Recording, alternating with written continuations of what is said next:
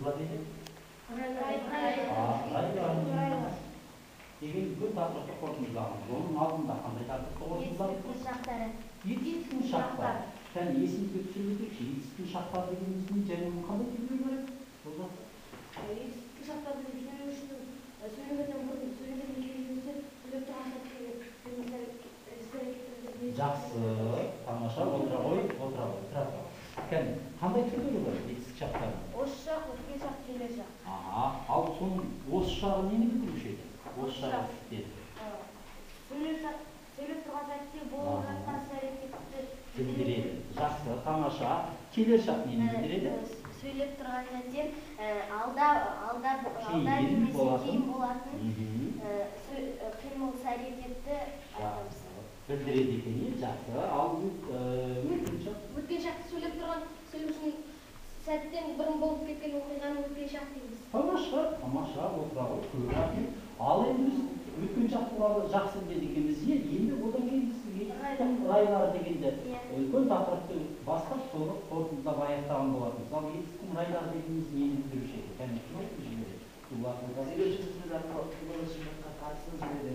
Оның айтушының көзқарасының беретін грамматикалық етістіктерін рай категориясы деп айтамыз. Яғни сөйлеушінің іс-әрекетте жаңағы қимыл-шындыққа қатысын білдіретін етістік категориясымыз райлар деп атайды екенбіз, отыра ғой. Кәне ислам етістік райларының қандай түрлері бар еді?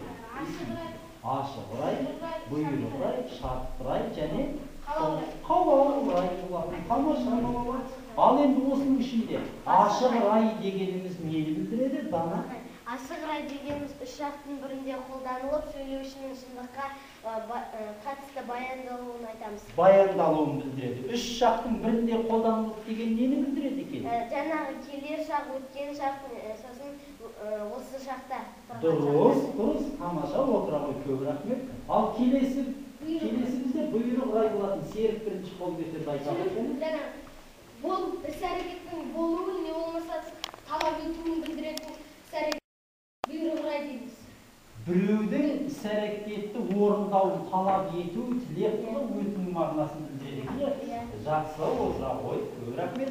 Ал содан кейін біз тағы да шартты рай деген тақырыптар арқылы жасалады екен. Ал ол қандай түргілерге жалғанады?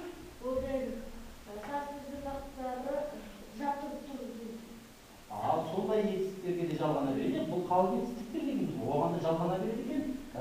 Және негізгі және туынды түрлерге жақсы, отыра ғой. Ал соңғы танысқанымыз қалау рай етістіктері болады. Қалау рай категориясына қатысты етістіктер. Кәне қалау рай туралы кім маған айтып бере қояды?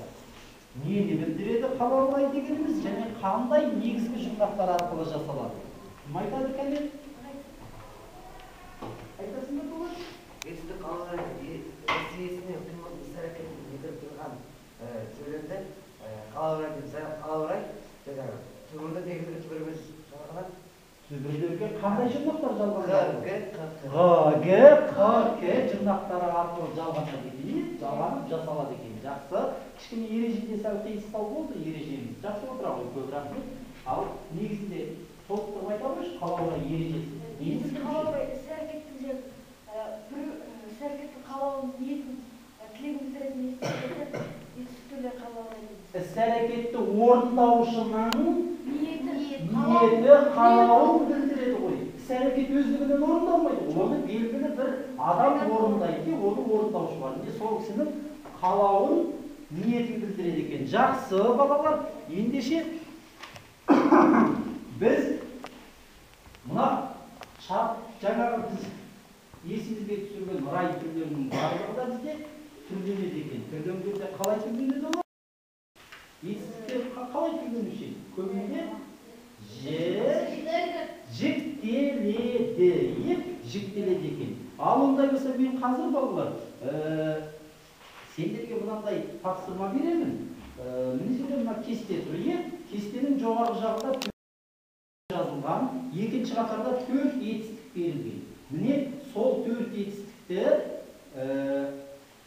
үлгіге сала отырып, әр шаққа қатысты етіп түрлендіресіздер. сіздер бірінші сізге де мына тапсырма тек бұл 2-3 балаға беріледі, ал қалған балаға тағы басқа тапсырмамыз бар. Орындай ғой. Ал енді келесі екінші анандай не тапсырма алған балалар мына не жерде мынандай тапсырма бар. Бізде белгілі қосымшалар жоқ. Осы қосымшаларды орнына қойып мақал боламыз, жарай ма? Мақалдарды толықтыратын боламыз. Мына қағаздың өзінде бос тұрған жерге сол жоқ қосымшаларды қойып шығасыздар. Болды балалар. Не? Ал қане кірісейік. Жақсы. Жақсы. Шарттырайтын оқып жіберші. Шарттырайтын. Сен әңгімелесең, сіз әңгімелесеңіз, ол әңгімелесе. Біз әңгімелесек, сендер әңгімелесеңдер, сіздер әңгімелесеңіздер, олар әңгімелесе. Жақсы. Осының ішінде шарттырайды қандай қосымша жасап тұр? Се. Дұрыс. Са, се жұрнағы. Тамаша. Бере қой маған. Отыра ғой. Көп рахмет. Алла разы болсын. Және бір нәрсені қате қылдық балалар. Біз 4-ші қалау райдың жіктелуін дұрыс жасаған жоқпыз. Дұрыс жасаған жоқпыз. Міне, ол үшін тақтаға көрсетіп жіберейік. Ізде. Қандай жұрнақ жасап? Ге. Ендеше іздеге бірінші жақта бұл қалай болады? Менің іздегім қайтеді? Келеді ғой міне. Осылай жіктелуі керек. Келеді. Ары қарай екінші жақта Сенің іздегің келеді, сіздің іздегіңіз келеді, оның іздегіңіз келеді. көпше түрде. Біздің іздегіміз келеді, сендердің іздегіңіз келеді, сіздердің іздегіңіз келеді. Олардың іздегілері келеді. Міне, осылай түрленуі керек болған балалар. Осыны біз есімізден шығарып алдық. Алдағы уақытта бұған қайтып оралатын боламыз. Қалау райы. Жақсы балалар, онда енді жаңа біз мақалдарды жаздық. Жаңағы мақалды жазған адамдар, мақал толықтырған адамдар, келе қойыңыздар да қандай қосымшаларды қойдыңыздар. Осы орындарға міне жерге тез жазып жіберіңіздер. Мінекей, қандай қосымшаларды қойғандарыңызды анда жерге жазып жіберіңіздер. Қосымшаның алдында не болушы еді? Әрине.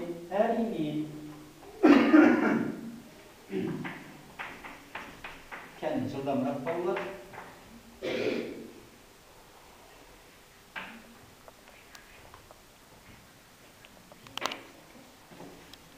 Бір-ақ рет қана жаза салайық, болды. Қандай қосымша бар екен анданың ішінде сен жазған? Ау.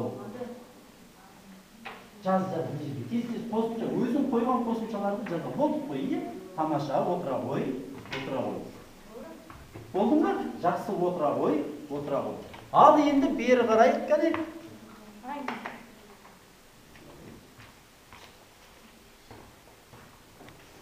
Сонымен балалар, бізде жаңа мақалда жеткіліксіз болған қосымша мына жұрнақ екен, міне осы негізгі жұрнақтар бізде жетпейді екен.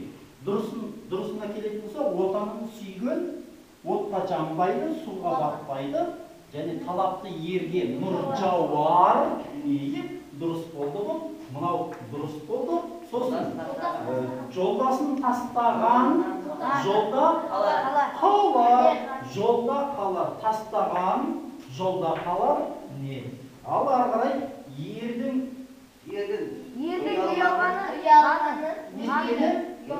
өлгені, еменің елгені, суланы.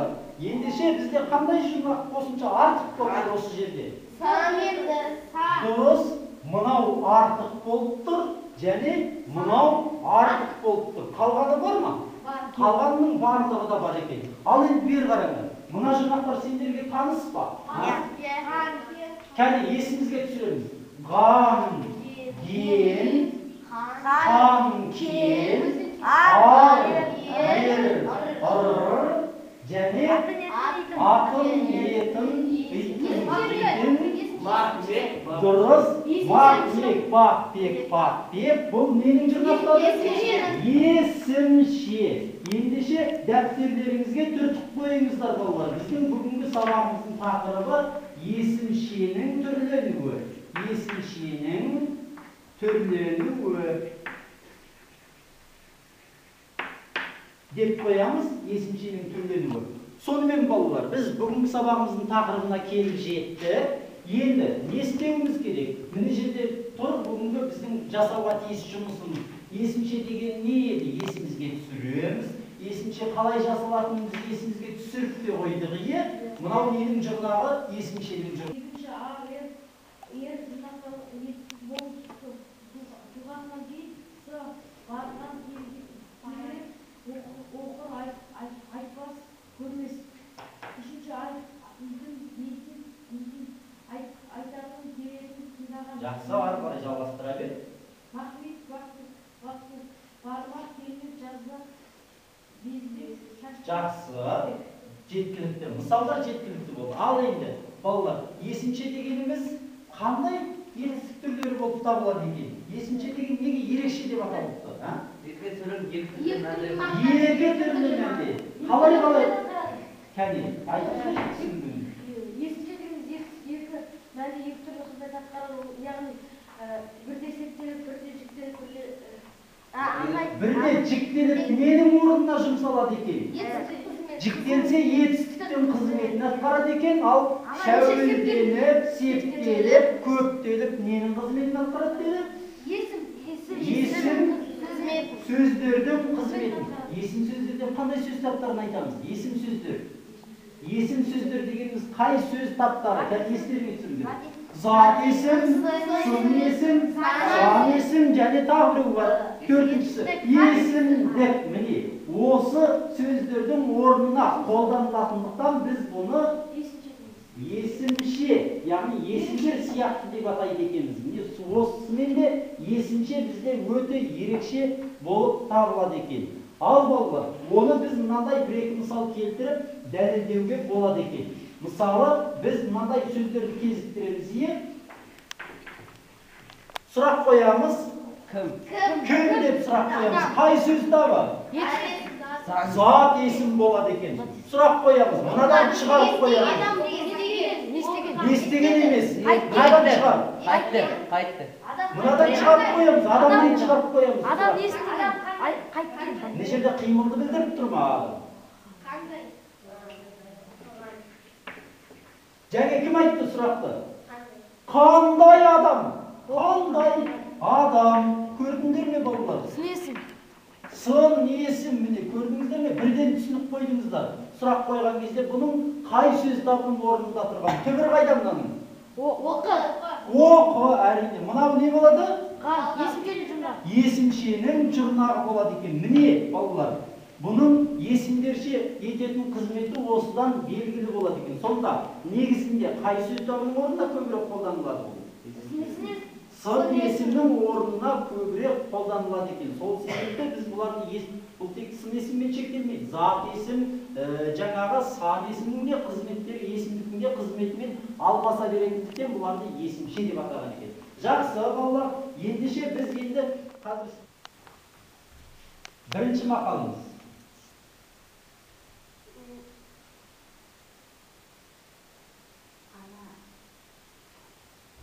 Туған жеріңе туған. Тамаша. Қалай шештік? Мынау не? Туған. Ал жер. Туып деген туып. Тамаша. Өте тамаша болды. Ал келесі. Бұл екі бөліктен тұрады. Екі бөліктің әрқайсысын жеке-жеке шешеміз. Жарай ма? Келесі.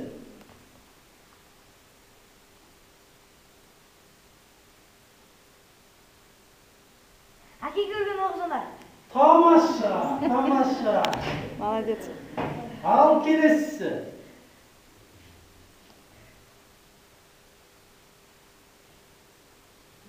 Шеше көрген көмші. Тамаша. Қалғанымыз үлгермей қалдық қой, а? Үлгермей де қалдық. Жақсы. Олай болса, жұмысымызды ары қарай жалғастырайық, балалар. Қазір сіздер мынандай жаттығуға назар аударыңыздар, балалар. 185 жаттығу бар. Соған қараңыздаршы. Соған қараңыздар. Сосын 185 жаттығудағы есімше қатысқан сөздерді дереу теріп жазып ала қойыңыздаршы. Дереу теріп жазып ала қойыңыздар. Есімше қатысқан сөздерді дереу теріп жазып аламыз. Есімшелерді тауып, оларды дәптерге жазамыз. Дәптерге жазамыз. Сосын бізде тағы бір қосымша соған қатысты жұмысымыз бар.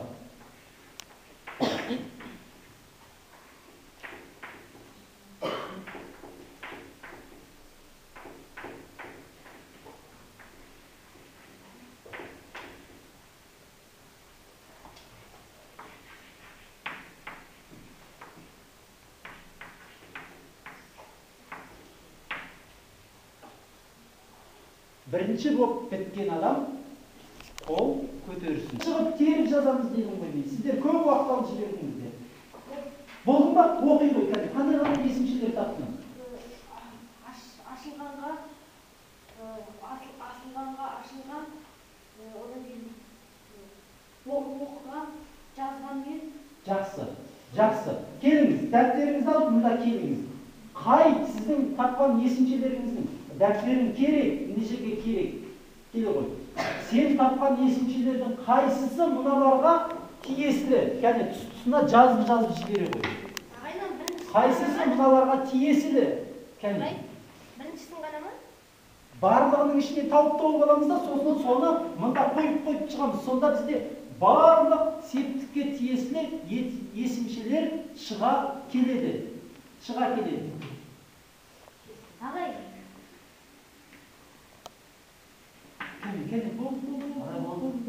Болдың ба? Сен тапқан есімшелердің ішінде қайсысы бар мынаған тиесілі? Шығыс септігі, көмектес септігі бар ма? Кәне, бар болса міне жазып жібере ғой. Шығыс септігі, көмектес септігі бар ма? Бір-бірін ғана жазамыз. Барлығын жазудың қажеті жоқ. Бір мысалын жазып шығамыз. Кәне, ілік септік бар ма? Бар. Менде бар. Қандай? Шыққаннан. Ілік септік емес ол, керісінше. Басқа жаққа, аяғына қарай кетті. Басқа жоқ па сенде? Басқаларынан? Және болған. Ілік септігінің жалғауы қандай еді? Ілік септігінің жалғауы? Мың, дің. Ашылғанның келе ғой, жаза ғой. Кәне. Ал енді барыс септігінің жалғауы қандай еді? Қа, ке. Бар ма? Жақсы. Ал барыс септігі дедік. Анағы жазасың, жақсы. Келе ғой. Ақжол, және қандай сөз айтты? Қартайғанда. Келе ғой, ислам, кеш, жаза ғой. Табыс септігі бар ма? Т. Бар ма? Іздеңдер, тез. Шашылғанды кел жаза ғой. Жатыс септігі. Да, ында, інде. Асылғанда, тамаша. Шыққаннан жазған мен. Мына жерде теріс қой. Қартайғанда деген қартайғанда дұрыс айтып отыр. Ағай, мына жерде керісінше. Шақырғанға енді жазсай соны. Бағана бірінші шығармап айттым ғой, осыны жаза қойшы деп саған.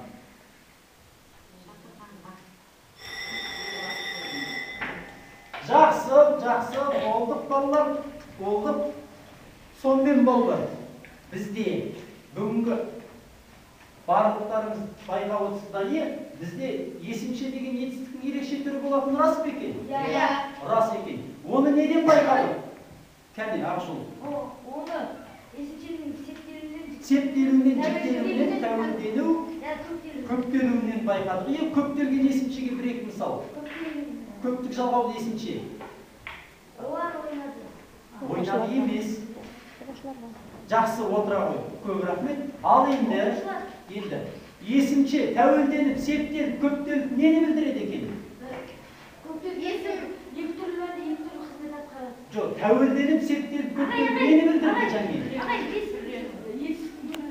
Есім сөздердің қызметін білдірді. Ал жік келсе нені білдіреді екен? Етістік нені білдіруші еді? Жетістік, жақсы Қимыл іс-әрекетін білдіреді. Ал сан есім, сын есім нені білдіреді? санды білдіреді. Сан есім санын, сын есім. Сынын, зат есім атын білдіреді екен. Ал жақсы, онда балалар, барлықтарыңызға көп рахмет. Оқулықтарыңызда 191-ші жаттығу бар. 191-ші жаттығу.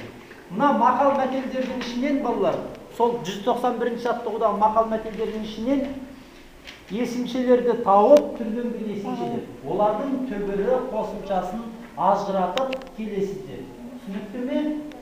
Түбірі қосымшасын ажыратып келетін боласыздар. Жазып алдық қой, 191-ші жаттығу. Ал енді балалар барлықтарың жақсы қатыстыңдар. Жаңағы ынталарың өте тамаша болды. Мені разы қылдырдыңдар. Жаңа әсіресе жақсы қатысқаны үшін Ақжолға 5 деген баға қойылады. Сондай-ақ Исламмен кімге 5 деген баға қойылады. Дулат тартылып қалды. Бұл жолы кішкене келесі сабақта толықтырамыз. Жарай ма?